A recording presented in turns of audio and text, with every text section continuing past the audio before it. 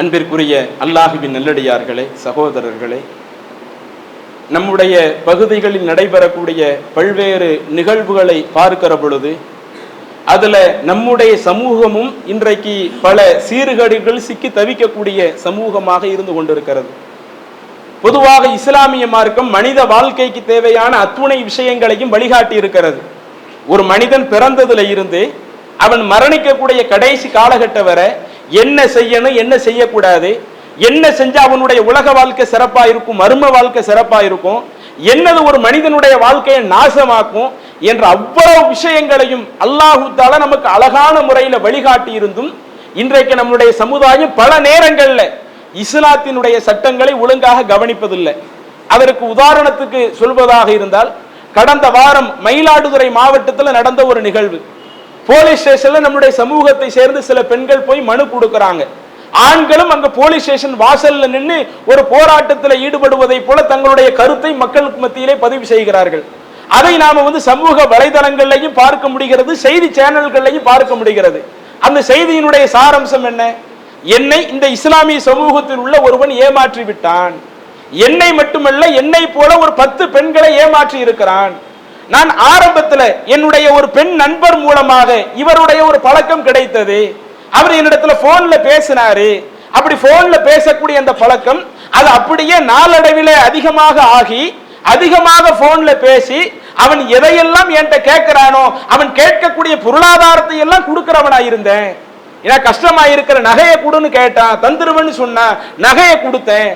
காசை கேட்டான், நான் கொடுத்தேன்.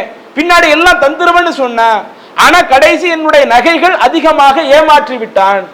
அதற்கு பிறகுதான் அவனுடைய வரலாற்றை எடுத்து பார்க்கிற பொழுது திருமணம் செய்த பல பெண்களை குறியாக வைத்து அவனும் அவனுடைய குடும்பத்தார்களும் இதையே ஒரு சதி திட்டமாக தீட்டி இப்படி பல பெண்களை ஏமாத்தி யாரெல்லாம் அந்த திருமண வாழ்க்கையில அந்த கணவன் மனைவியோடு சின்ன சண்டை சச்சரவுகள் இருப்பாங்களோ, அந்த கணவன் மனைவி உறவு முறை என்பது சண்டை சச்சரவு இல்லாத உறவு முறையா இருக்கணும்.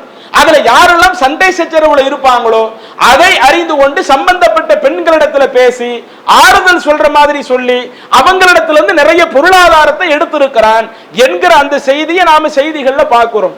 இதை நீங்க கொஞ்சம் கவனிச்சு பாருங்க. இஸ்லாமிய மார்க்கம் நமக்கு எப்படி வழிகாட்டுது? ஒரு ஆணா இருக்கட்டும், இது பெண்கள் இப்படி ஏமாற்றப்பட்டது இது ஒண்ணு. இதே மாதிரி ஆண்களை எவ்வளவோ ஏமாற்றிய பெண்கள் இருக்கிறாங்க. ஒரே நேரத்தில் 5 நபர்களை திருமணம் செய்து ஏமாற்றிய பெண் கைது என்று இதையும் சமூகத்தில் பார்க்கத்தான் செய்கிறோம். அப்ப இது போன்ற பிரச்சனைகள் எல்லாம் இன்றைக்கு மனித சமூகத்தில் இருக்கிறது என்று சொன்னால் அதற்கு என்ன காரணம்? அதிலும் குறிப்பாக நம்முடைய சமூகத்தில் உள்ளவர்கள் இது போன்ற பிரச்சனைகளை சிக்கி தவிக்கிறாங்கன்னு சொன்னா அதற்கும் என்ன காரணம்? நாம மார்க்கத்தை ஒழுங்கா கவனிக்கிறது இல்லை, அல்லாஹ் சொன்ன சட்டங்களை முறையா பார்க்கிறது இல்லை. ஒரு ஆண் பெண் எப்படி இருக்கணும், அந்நிய ஆணிடத்துல ஒரு அந்நிய பெண் எந்த மாதிரி நடந்துக்கிடணும், அவங்களுக்கு பேச வேண்டிய தேவை இருந்தாலும் அந்த பேச்சு வழக்குகள் எல்லாம் எப்படி இருக்கணும் என்று அல்லாஹ் வழிகாட்டுகிறானோ அந்த அல்லாஹ்வினுடைய வழிகாட்டுதலை நம்ம கவனிக்க மறுக்கிறோம். எல்லாம் இந்த அற்ப உலகத்துல மூழ்கி போறோம். என்றைக்கு நாம் இந்த மார்க்கத்தை விட்டு இறைவன் சொல்லக்கூடிய சட்டத்திட்டத்தை விட்டு எனக்கெல்லாம் மார்க்கமெல்லாம் நான் அடுத்து பார்த்துக்கிடுறேன், எங்களுக்கு இந்த உலகத்துல உள்ள சந்தோஷம் தான் முக்கியம், உலகத்துல உள்ள இன்பங்கள் தான் முக்கியம் என்று என்றைக்கு நாம் பயணிக்கிறோமோ அன்றைக்கே நமக்கு இது போன்ற பல சிக்கல்கள் இருக்கிறது. இது உதாரணத்திற்கு தான் இது போன்று. இன்னும் இப்படி நாம மார்க்கத்தை விட்டுட்டு போறதுனால நாம் இந்த உலகத்தில் சந்திக்கக்கூடிய இழப்புகள் ஏராளம் நமக்கு இருந்து கொண்டிருக்கிறது.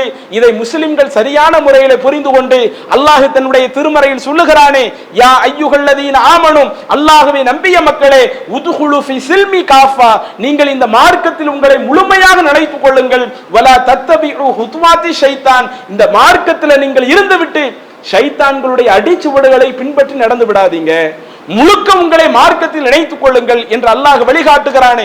அப்படி நாம் ஒவ்வொருவரும் நம்முடைய எல்லா வாழ்க்கையிலேயும் இஸ்லாமிய சட்டத்தை முறையாக கவனித்து நாம் முழுமையாக நுழைந்து விட்டால் இந்த உலகத்திலேயும் எந்த பிரச்சனையும் இல்லாத ஒரு வாழ்க்கையாக நம்ம வாழ்வதற்கு அது சரியாக இருக்கும்.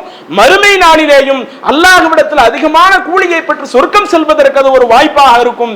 எனவே நம்முடைய வாழ்க்கையை முழுக்க இந்த இஸ்லாமிய மார்க்கத்தில் முழுமையாக இணைத்துக் கொள்ளக்கூடிய நன்மக்களாக அல்லாஹ் நம் அனைவரையும் ஆக்கி அருள்வானாக என கூறி நிறைவு செய்கிறேன். வாஹிரு தஅவானா அனில் ஹம்துலில்லாஹி ரப்பில் ஆலமீன். அஸ்ஸலாமு அலைக்கும் வரஹ்மத்துல்லாஹி வபரகாத்துஹு. இஸ்லாம் மற்றும் சமுதாய செய்திகளை அறிந்து கொள்ள தமிழ்நாடு தௌஹீத் ஜமாஅத் யூடியூப் பக்கத்தை உடனடியாக சப்ஸ்கிரைப் செய்து கொள்ளுங்கள். மேலும் பெல் பட்டனையும் கிளிக் செய்து கொள்ளுங்கள்.